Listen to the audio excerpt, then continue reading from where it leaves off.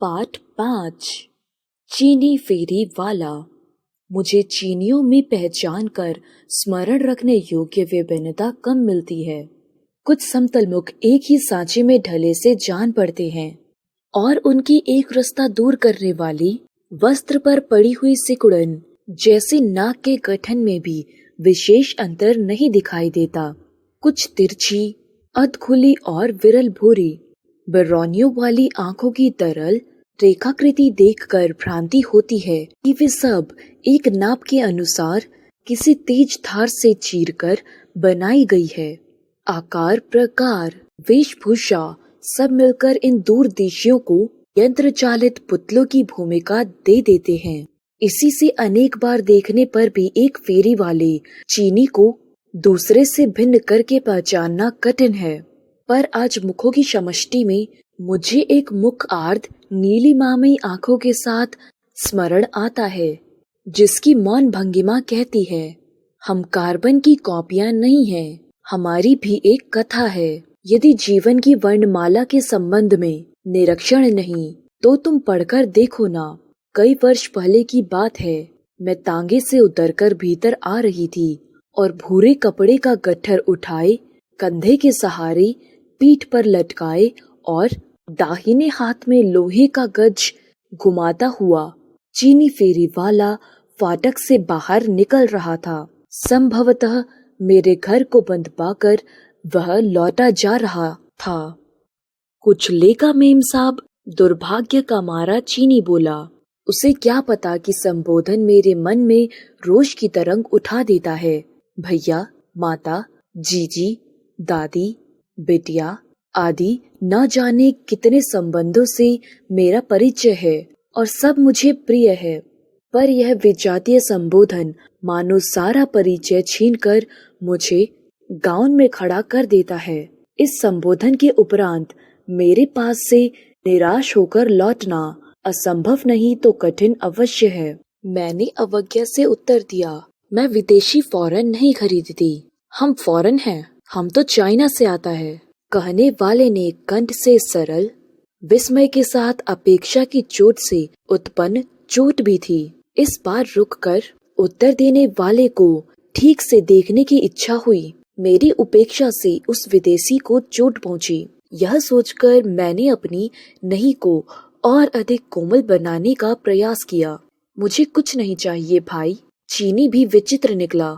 हमको भाई बोला है तब जरूर लेगा। हाँ, होम करते हाथ चला वाली कहावत हो गई। विवश हो कहना पड़ा, देखूं तुम्हारे पास है क्या।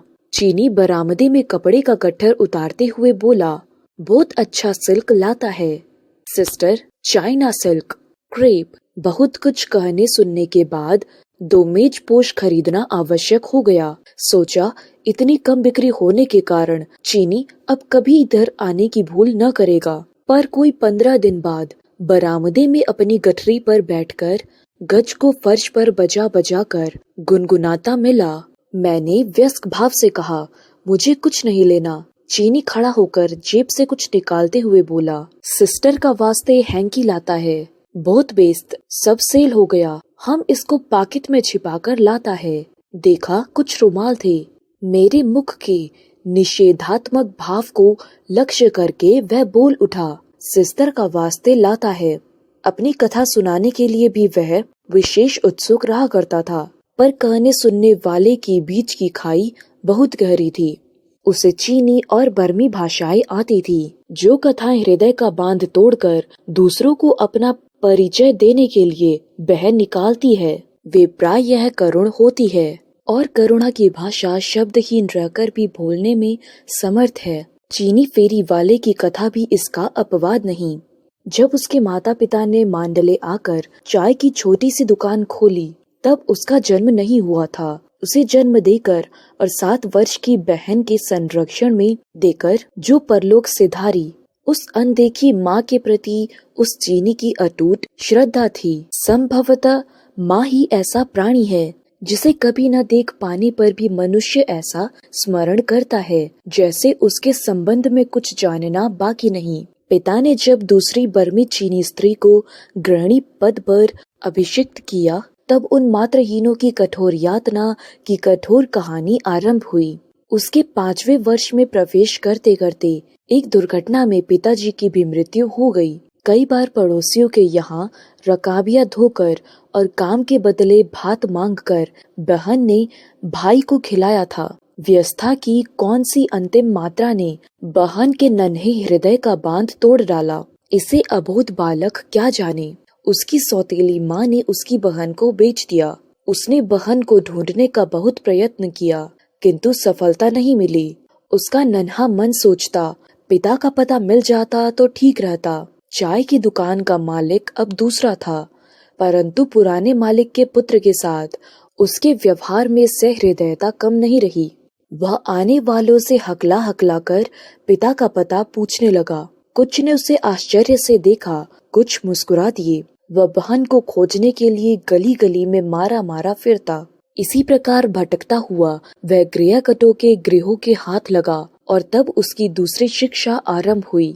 जैसे लोग कुत्ते को 2 पैरों पर बैठना, गर्दन ऊंची कर खड़ा होना, सलाम करना आदि सिखाते हैं, उसी प्रकार से सब उसे तंबाकू के धुएं और दुर्गंधित मांस से भरे कमरे में बंद कुछ विशेष संकेतों और हंसने रोने के अभिनय में प्रारंगत बनाने लगे।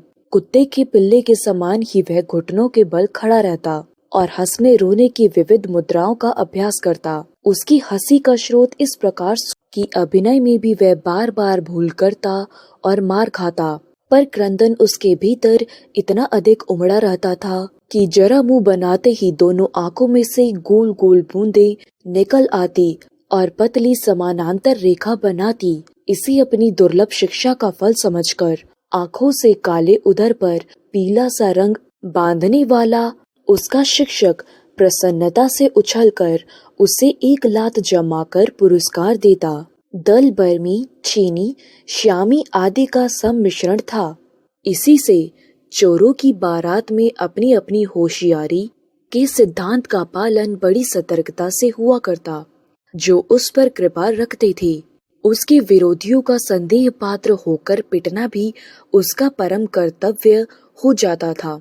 किसी की कोई वस्तु खोते ही उस पर संदेह की ऐसी दृष्टि आरंभ हो जाती कि बिना चुराए ही वह चोर के समान कांपने लगता और तब उसकी बहुत मरम्मत होती।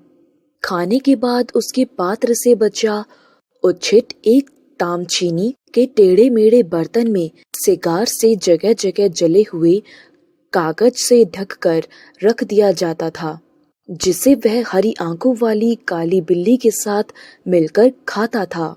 बहुत रात गए तक उसके नर्क के साथी एक एक कर आते रहते और अंगीठी के पास सिकुड़ कर लेटे हुए बालक को ठुकराते हुए निकल जाते। उनके पैरों की आहट को पढ़ने का उसे अच्छा अभ्यास हो चला था। जो हल्के पैरों से जल्दी जल्दी रखता हुआ आता था, उसे बहुत कुछ मिल गया। जो शिथिल पैरों से घसीटता हुआ आता था, वह खाली हाथ है। जो धम धम करता हुआ आता, वह किसी से झगड़ा करके आता था।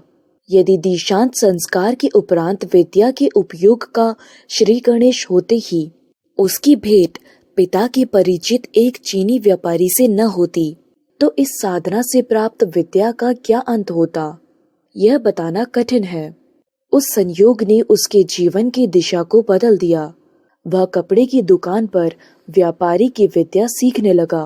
प्रशंसा के पुल बांधते बांधते वर्षों पुराना कपड़ा सबसे पहले उठा लाना, गज से इस तरह नापना कि जो बराबर भी आगे न बढ़े, चाहे अंगुल भर पीछे रह जाए, रुपए से लेकर पाई तक को खूब देखभाल कर लेना और लौटाते समय पुराने खोटे पैसे विशेष रूप से खनका कर दे डालना आदि का ज्ञान कम रहस्यमयी नहीं था। मालिक के साथ भोजन मिलने के कारण बिल्ली के संग उचित सहभोग की आवश्यकता नहीं रही। चीनी छोटी उम्र में ही समझ गया कि धन संचय से संबंध रखने वाली सभी वस्तुएं एक सी हैं, पर मनुष्य किसी का प्रयोग प्रतिष्ठा पूर्वक कर सकता है और किसी का छिपाकर। कुछ अधिक समझदार होने पर उसने अपनी अभागी बहन को ढूंढने का बहुत प्रयत्न किया। उस रहस्यमयी की शत्रुधारिणी विमाता भी पूर्ण विवाह करके कहीं और चली गई थी। इसी बीच में मालिक के काम से चीनी रंगून आया। फिर 2 वर्ष कलकत्ते में रहा और अन्य साथियों के साथ इस ओर आने का आदेश मिला। यह शहर में एक चीनी जूते वाले के घर ठहरा है और सवेरे 8 से 12 और 2 से 6 बजे तक फेरी लगाकर कपड़े बेचता रहता है। चीनी की 2 इच्छाएं हैं, ईमानदार बनने की और बहन को ढूंढ लेने की, जिसमें से एक की पूर्ति तो स्वयं उसी के हाथ में है और दूसरी के लिए वह प्रतिदिन भगवान बुद्ध से प्रार्थना करता है। बीच बीच में वह महीनों के लिए बाहर चला जाता था, पर लौटते ही सिस्टर का वास्ता ई लाता है कहता हुआ वह कुछ लेकर उपस्थित हो जाता। एक दिन जब वह सिस्टर का वास्ते कहकर शब्दों की खोज करने लगा, तब पता चला कि वह लड़ने के लिए चाइना जाएगा। उसे बुलावा आया है। यदि मैं आवश्यक रुपए देकर सब कपड़े ले लूं, तो वह अपने मालिक का हिसाब चुकता कर तुरंत अपने देश चला जाएगा। मैंने सोचने का अवकाश पाने के लिए प्रश्न किया, तुम्हारी तो कोई है ही नहीं, फिर बुलावा किसने भेजा? उसने विस्मय से पूछा। हम कब बोला? हमारा चाइना नहीं है। आज कई वर्ष हो चुके हैं। चीनी को फिर देखने की संभावना नहीं। उसकी बहन से मेरा कोई परिचय नहीं। फिर भी दोनों भाई बहन मेरे स्मृति पटल से हटते ही नहीं।